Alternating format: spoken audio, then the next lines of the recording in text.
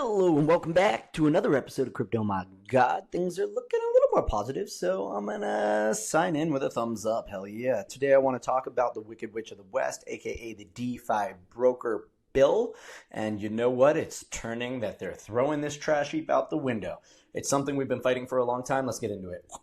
Great, so let's hop in the Wayback Machine. If you remember during the COVID crisis, 2021, Biden comes out with the infrastructure bill, meaning that we're going to get a massive reset. Obviously, society's been through the shitter, and out comes this amazing concept. I, for one, was always like, why don't we do a new Green Deal? You know, infrastructure in the United States needs support, yada, yada, yada. But then they come and they toss in this ridiculous thing about crypto broker rules. And we can see it here. 22nd of November, 2021, we get this infrastructure bill, including crypto broker rules becomes law. Now, one thing to note, I remember very clearly when this was released. The entire industry came together in an X space, and it was one of the first times I saw all these disparate parties just joining.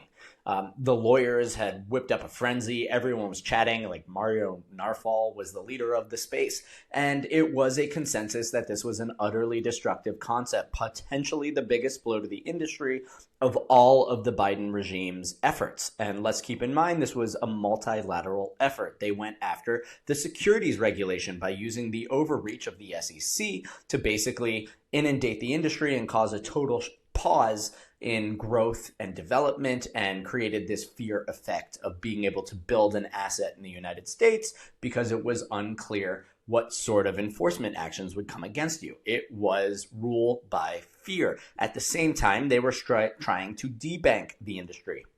This is now what is referred to as Operation Choke Point 2, where they actually took down Silvergate Bank, even though it was solvent, because it was banking cryptocurrency vendors. And I will tell you this, working with numerous projects, working with my own company that was banking and dealing in crypto, you would lose your bank account frequently, and you spent a lot of time and mental energy just trying to figure out where to open a savings account. So this was like pretty batshit crazy.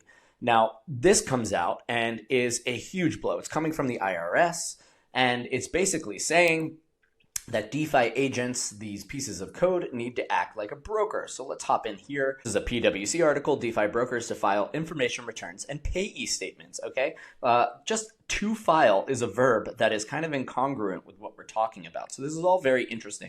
Now, the action to consider, according to PwC, is that the final regulations require DeFi brokers to take steps to modify their operations to enable them to comply with information reporting and backup withholding associated with the affected digital asset sales made by U.S. non-exempt employees, individuals, yada, yada, yada. DeFi brokers should review and update as necessary their current terms of service, the relevant contractual agreements with customers. I mean, guys, nuttery. And I will continue down my tabs to show you just why that is. But this is a very effective subversion mechanism, which is to put in a definition of something that is not defined. In fact, normalizing this word DeFi brokers, just in the way that it's even being used in this PwC article, is absurd, because DeFi and brokers are at odds with each other. The two concepts are acid and base, right? They just don't go together. The idea behind DeFi is that you decentralize it away from decision makers. The idea behind a broker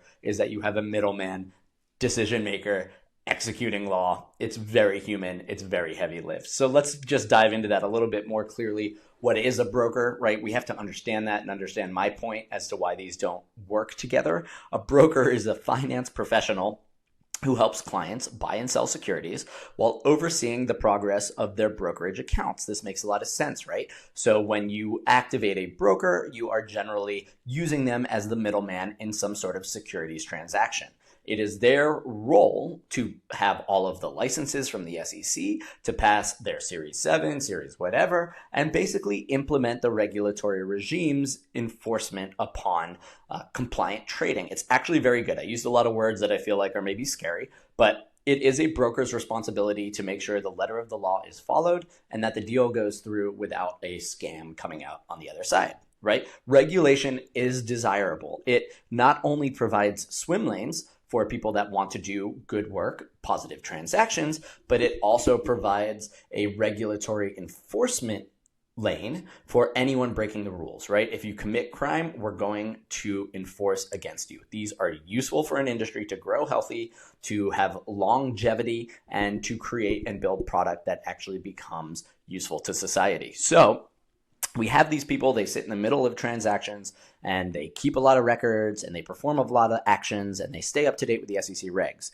Now the IRS comes out and basically says this from an accounting lens, right? That we are forcing everybody to register as a broker. These DeFi protocols must have a broker license. They must keep up to date. They must perform all these actions that are built for the middlemen to enforce regulation. Basically, there was an old tweet I saw that said, "I'm sorry that your enforcement regime relies on middlemen in a world where middlemen don't exist," right? It's a philosophical conflict and it just does not work. Now, here we have the Blockchain Association who led this effort in fighting against this DeFi broker bill, and they're coming up against the IRS. And there's a whole lot of legalese in here, but I've done a little bit of searching already. And I found that on page 24, we really get to the crux of this, right? Through successive definition of effect, digital asset middlemen, and facilitative service, right? This is what they're looking for, digital asset middlemen. And this is where our problem happens. This is the core of our issue. Let's hop into the Ethereum GitHub, right? Okay, so this is what ETH is built upon. You can look at all the code, you can review it. You can say, is this regulatorily compliant, right? This all executes in a programmatic way. This is why the middleman is not necessary. We build it into the program. You don't need a middleman in code if X plus Y equals Z on any given occasion. We know the outcomes. We can program that in. The whole concept here is that it is handled automatically, that all the rule sets are predetermined, that it executes and functions in a very sophisticated and understood way, right? We predefine. So it's not open to interpretation in the middleman. Now let's talk about it, right? We've got brokers. We've got these DeFi middlemen. Where are they? Are they in Go? The implementation of the Ethereum protocol? Are they in the improvement proposal repository? Maybe it's in Solidity, right? Solidity is the smart contract programming language. I don't know. Let's hop in here. What do we got? Oh man, we've got support, various compiler warnings, update, parse contract. I mean, tell me where exactly these middlemen are. Now, I think diving into my point here, it becomes a bit excessive and you kind of get what I'm saying, but I can even look at the opcodes interactive reference, right? This is a operation code, or basically a summary of applications, right? Of actions that can be taken on the Ethereum blockchain. So we got halts execution, addition operation, right? Where do we keep going? Exponential operation, greater than comparison. Let's be real. We go through here, we can see a lot of the operations, right? Get balance of given account. Maybe this is something a broker does. They actually say, is the money there?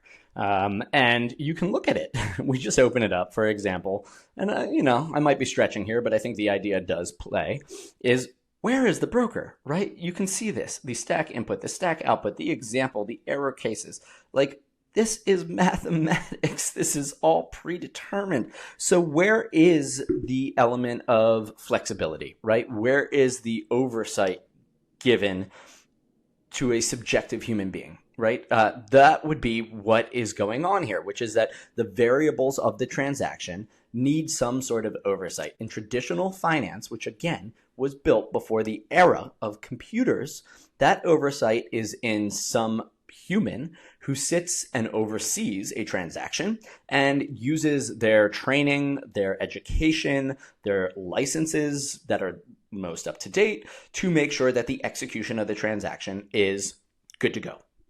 We can see here it is a very different world. These are fully programmatic. There is no human in the middle. It is all autonomous. It is 24/7. It is decentralized, in fact. So even the operation of this code is happening across multiple nodes and validators. And oh my God, where does the DeFi middleman sit, right? This is the question that we have to look at. Where in this code are we placing in the oversight that they're talking about? And that is why this was so destructive, because DeFi is not able to comply with the broker rule set. This was hands down the most destructive thing for the crypto industry in the United States of America, because it comes from the IRS, who has very heavy authority to take enforcement action against anyone that breaks its rules, and it was launching a rule that simply could not perform. It's like asking humans to fly. It's like asking cats to be dogs. These are just not the way the physical world works. And this was probably the greatest threat to crypto in the United States of America that we have seen. Everything else, Gary Gensler's SEC, it's all brutal, but it's not an end of days scenario. This was something that was a full stop. We cannot move forward. And this would have pushed DeFi, which is where all of the revenue generation comes from, and the foundational infrastructure of creating these networks of value. We will see applications on top of it, but these applications will all be built on this substrate of a value network, moving value from your gaming world to your social media world, to your content creation world, to your AI agent world. That is the idea behind blockchain, that in the way data could move and information moved on the internet, we attach value to that same information. This all comes from trust. That is Bitcoin's core function, is that it is a network that really can't be hacked. And because of that, it permitted the first application on the Bitcoin network, which was Bitcoins themselves, or money. This is the whole concept. So we're moving on, and we now have this very exciting revelation of news, this outpouring of advancement, and we have David Sachs coming through, basically saying the White House is pleased to announce its support for the CRA introduced by Ted Cruz and Mike Carey to rescind the so-called broker DeFi rule, an 11th hour attack on the crypto community by the Biden admin. And we cannot stress this enough. It was an 11th hour attack. They put it in the infrastructure bill. For anyone that remembers, the crypto industry, this was probably its first case and demonstration, I should say, of the power of our community, was that we halted President Biden's infrastructure bill, a bill that was useful, that was pretty necessary at the time, right? We needed to get the country churning, and yet this dumb rule was so impactful on our small community that we rose up, we unified, and we actually halted it. Now they shoved it through anyway, and it's very good to see it getting rescinded. Now, yesterday, this goes to Senate votes. It was 70 to 28, I think, with 19 Dems on board. And now it moves over to the House, and this looks like it is getting rejected, which is extremely positive. The world is waking up, and by the world, I mean the United States is waking up to the power of stablecoins, to the value of a potential Bitcoin reserve, which I don't super love, but anyway, it's out there.